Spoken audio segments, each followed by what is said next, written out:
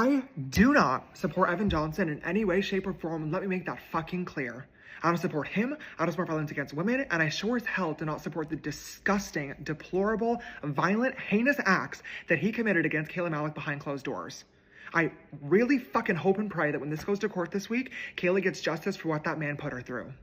At the same time, the videos that I'm currently seeing all over my For You page are disturbing to me. This is not TikTok tea and drama for everyone else's entertainment. This is real people dealing with some really serious shit.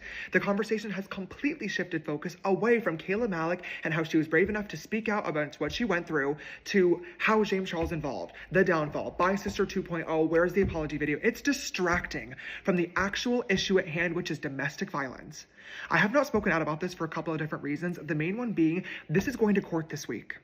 Anything I or anybody else says online can and probably will be used by either Evan's defense attorney or the judge to affect the outcome of its ruling. And I didn't want to put Kayla at any risk for that. I hate that I'm getting online and filming this video right now, but I truthfully have no other choice because I've also spent the last several weeks trying to get in contact with the only person involved in this that actually matters and needs to hear the truth, and that's Kayla Malik. And she has been unwilling to have a conversation with me. And frankly, I don't fucking blame her. After I watched the laughable interview between Be Better and Zach Sellers, I wouldn't want to have a conversation with me either if I was being fed complete bullshit, lies, and misinformation from the person whose only source of information is the same man that lied to and abused me for 9 months straight.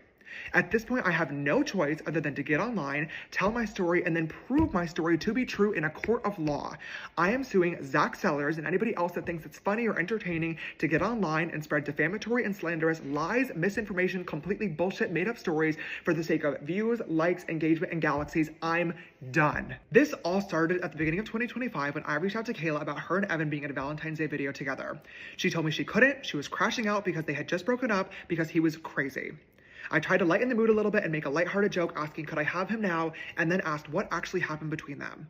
All she told me was that he did awful things to her and that I would find out more in her 30-part TikTok series. She said she was upset that she helped build his platform based off of lies and abuse, and whenever she was healed, she was going to get online and expose him. I'm going to be so honest, I did not take this conversation very seriously. And obviously, now knowing what we all do, I fucking should have. Reading it back now, it is super clear that she was using humor to cope, and that is perfectly fine and valid. But at the time, I genuinely interpreted these messages as a messy breakup. Maybe he cheated, maybe they got into a drunken argument that ended badly. I could have never imagined what she was actually going through behind the scenes. A lot of Kayla's own friends and family have said they had no idea what she was going through. I wish I could go back in time and been there for her, tried to help her.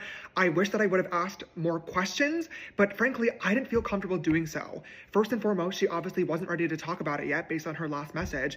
And secondly, me and Kayla Malik just weren't close friends. I don't say that to take away from her feelings about this. I don't say that to undermine what she went through. We've only met a couple of times. We collabed in 2023. She guest starred on a podcast with me in 2024, and we hung out at our mutual friend's Halloween party back in October. We've never hung out one-on-one. We've never had a deep conversation.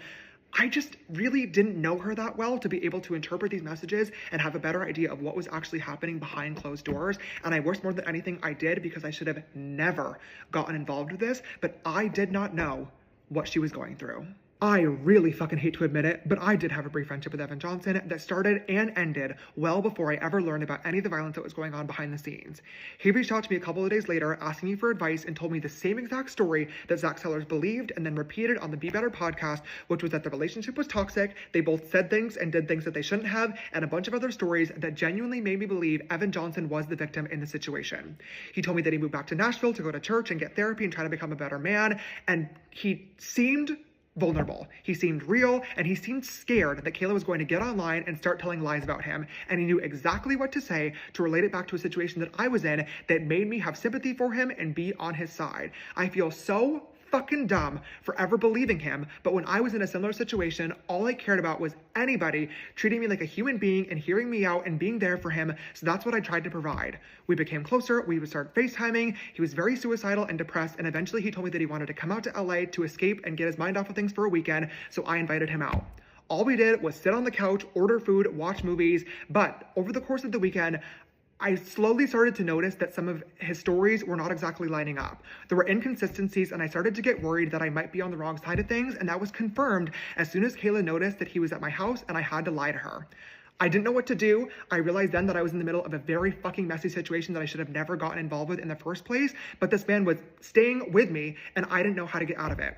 Later on that night, I told Evan straight up I was uncomfortable, I was upset that I had to lie to her, and that we could not hang out any further. He respected that, and the next morning, he flew home. As soon as Evan left LA, I immediately started making myself unavailable to him because I recognized that he was not the man he was telling me he was. But it wasn't until a month later, when Kayla uploaded her video, He Doesn't Love You, that I actually got to sit and watch how much of a monster he is.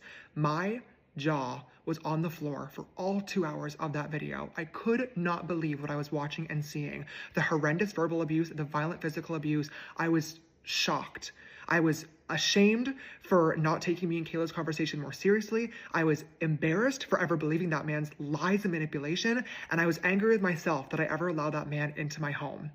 It was horrifying, and I'm so proud of Kayla for being able to speak up. A couple of days later, I started getting messages on Instagram from Zach Sellers, Evan's best friend, basically warning me that Evan had lied to both of us and telling me that I should cut him off. I didn't see these messages at first until he made a public TikTok accusing me of still supporting Evan behind the scenes, and I messaged him right away because I was confused. His messages genuinely seemed nice. He seemed like he was checking in, warning me to make sure that I was okay and have cut Evan off because he knew that we were both told the same exact lies and stories from Evan. The only reason he even knew I was involved at all was because he was physically with Evan as his best friend, supporting him every single day. It took me 3 days with Evan to realize that something wasn't right here. It took Zach 3 months. So to act this way privately and then to get online as if I'm some monster was wild to me. What started off as a video of James Charles supporting Evan Johnson behind the scenes snowballed into more videos, more content, and then live streams. Every single night, Zach has been live asking for galaxies in exchange for showing more receipts. He's been asking his followers for their cities and locations so he can go on tour with Kayla after this is all over with.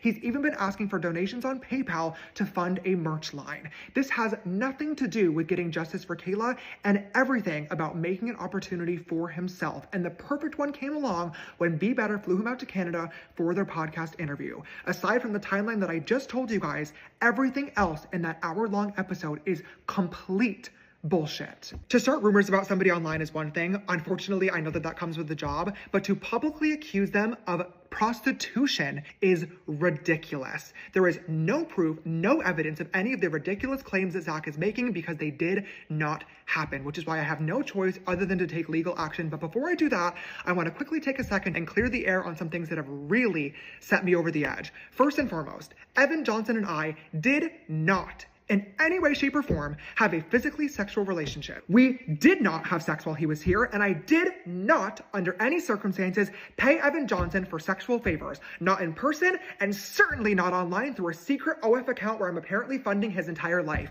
That is absurd. Not that it's anybody's business, but I do have an OF account. I'm a grown adult. I barely use it, but Zach, if you would like to see, I will gladly send you a screenshot of my transaction history. I have nothing to hide, and I have not sent Evan Johnson $1 single. Zach claims to know all this information to be true because he pressured Evan into getting drunk and telling him what happened on the trip. I don't know if Evan lied to him to make the trip seem more fun and exciting, or if Zachy literally just made this up for funsies. I would like to believe that that isn't the case and that he was manipulated in this situation as well, but he claims to have seen a video on Evan's phone of him having sex with me. Zach, post it. If you have the receipt, if you have the video evidence, you can upload it. You have my full consent and permission. I've had far worse posted to me online that I didn't consent to. Go right ahead. But you can't because there is no video of something that did not happen. Be Better doesn't even stand by these claims because he's now added a disclaimer to their interview that says he was not able to verify a single thing that Zach said. Second, there's a rumor going around that I paid Evan Johnson's bail. This is not true. It is a public record that it was Evan's family who got him out. Kayla's own sister has confirmed this. JC did not bail out EJ. I know who did, and I cannot say anything. Third, there's a new narrative started by Be Better that I am trying to silence anybody that talks about this issue. First and foremost, this is literally the biggest thing on TikTok right now.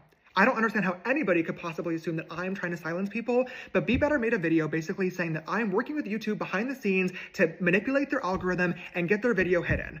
I truthfully wish this was possible. I've been making content for 8 long years now. There are videos on YouTube with 5, 10, 20 million views that if I could have gotten them removed, I would have. But be better. I know you said you're having your lawyers reach out to YouTube. So YouTube, I give you my full permission to release any communications between myself or my team to you guys about this matter because, again, they don't exist. Zach has also now made a video claiming that my lawyers have reached out to him to threaten him, to silence him, and to offer him hush money. This is not true. Zach, my lawyers cannot contact you directly, so instead they emailed your modeling agency because that is the only contact you have listed. There was no threat, there was no offer, they were simply asking for the contact of your lawyers. I told you I was going to sue you, and this is what the beginning of that process looks like. It really sucks that at this point I am left with no options other than to pursue a case.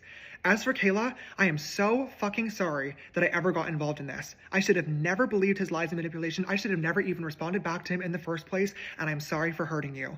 I genuinely do wish you the absolute best of luck, and I really hope that you get justice for what that man put you through.